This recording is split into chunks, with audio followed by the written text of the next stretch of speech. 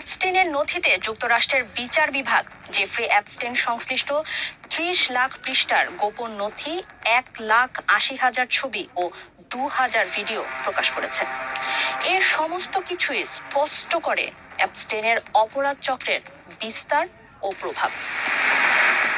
২০০১ থেকে ২০০৫ সময়ে অ্যাপস্টেন ১৮ বছরের কম বয়সী মেয়েদের পাচার, যৌন নির্যাতনের মতো জঘন্য কাজে লিপ্ত ছিলেন। ২০০৫ সালে যৌন নিপীড়নের অভিযোগ ওঠে জেফ্রি অ্যাপস্টেনের বিরুদ্ধে। ২০১৯ সালে জুলাইয়ে মানব পাচার ও যৌন নির্যাতনের অভিযোগে গ্রেফতার হন জেফ্রি।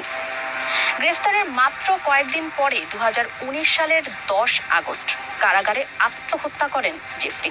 তবে অনেকেই বিশ্বাস করেন ধনী ও ক্ষমতাধরদের সঙ্গে অ্যাপস্টেনের সম্পর্ক ধামাচাপা দিতে তাকে হত্যা করা হয়েছে। তিনি আদতে আত্মহত্যা করেননি।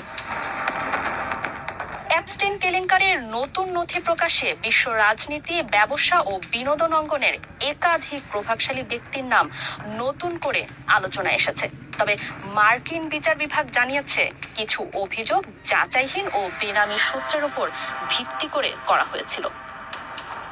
নথিতে উঠে এসেছে বর্তমান মার্কিন প্রেসিডেন্ট ডোনাল্ড ট্রাম্পের নামও। এক ইমেল ফাইলে দেখা যায় সাবেক মার্কিন অর্থমন্ত্রী ও হার্ভার্ড বিশ্ববিদ্যালয়ের সাবেক প্রেসিডেন্ট ল্যারি সামার্স অ্যাপস্টেনের সঙ্গে ব্যক্তিগত যোগাযোগের সময় ট্রাম্পকে নির্বোধ মন্তব্য করেছিলেন। সামার্স পরে এই যোগাযোগের জন্য লজ্জিত হওয়ার কথা প্রকাশ করেন এবং হার্ভার্ডে শিক্ষকতা থেকেও বিরতি নেন। অ্যাপস্টেন ফাইলে মাইক্রোসফটের সহ-প্রতিষ্ঠাতা বিল গেটস ও টেসলার প্রধান ইলন মাস্কের নামও উল্লেখ রয়েছে। ২০১২ সালে মাস্ক অ্যাপস্টেনের ব্যক্তিগত দ্বীপে পার্টির বিষয়ে আগ্রহ দেখালেও সেখানে যাওয়ার দাবি অস্বীকার করেছেন। এদিকে ব্রিটিশ ধনকুবের রিচার্ড ব্র্যানসনের ইমেলেও অ্যাপস্টেনের সঙ্গে ঘনিষ্ঠতার ইঙ্গিত পাওয়া যায়।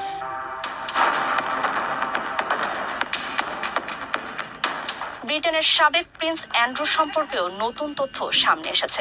২০১০ সালে তিনি অ্যাপস্টেনকে বাকিংহাম প্যালেসে নৈশভোজে আমন্ত্রণ জানিয়েছিলেন বলে নথিতে উল্লেখ রয়েছে, যদিও তিনি দাবি করেছিলেন যে তিনি অ্যাপস্টেনের সঙ্গে সম্পর্ক ছিন্ন করেছেন।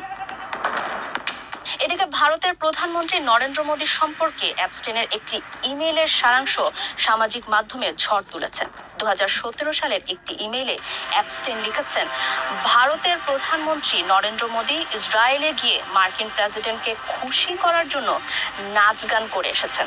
পরবর্তীতে ভারতের পররাষ্ট্র মন্ত্রণালয়ের মুখপাত্র রণধীর জয়সওয়াল বলেন, তারা তথাকথিত অ্যাপস্টেন ফাইলস থেকে একটি ইমেল বার্তার প্রতিবেদন দেখেছেন, যেখানে প্রধানমন্ত্রী এবং তার বন্ধুরা তাহলে দেখুন দেশে আর কত কি হবে, আর কত নির্যাতন চলবে দেশে। ২০১৭ সালের জুলাই মাসে প্রধানমন্ত্রী ইসরায়েল সফরের বাইরে ইমেলের বাকি ইঙ্গিতগুলো একজন দোষী সাব্যস্ত অপরাধীর আবর্জনাপূর্ণ গুজব ছাড়া আর কিছুই নয়, যা অত্যন্ত অবজ্ঞার সাথে উড়িয়ে দেওয়া উচিত।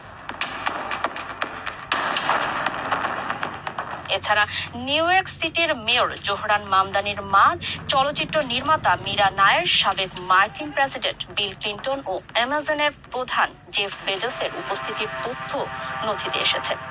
এসব তথ্য অ্যাপস্টেনের প্রভাব বলয় যে রাজনীতি ছাড়িয়ে ব্যবসা ও সংস্কৃতি অঙ্গন পর্যন্ত বিস্তৃত ছিল তা আবারও সামনে আনছে। মানবাধিকার ও নারী অধিকার সংস্থাগুলো দাবি করছে যে নথিতে উঠে আসা প্রত্যেক ব্যক্তির বিরুদ্ধে পূর্ণাঙ্গ তদন্ত হওয়া উচিত। তারা বলছে অ্যাপস্টেনের ভিকটিম বা নির্যাতনের শিকার নারীরা এতদিন বিচার পাননি, বরং প্রভাবশালী টাকার জোরে পার পেয়ে গেছেন। এই নতুন দলিলগুলো প্রমাণ করে যে অপরাধের সঙ্গে বিশ্বের সর্বোচ্চ পর্যায়ের ক্ষমতাধররা যুক্ত ছিলেন।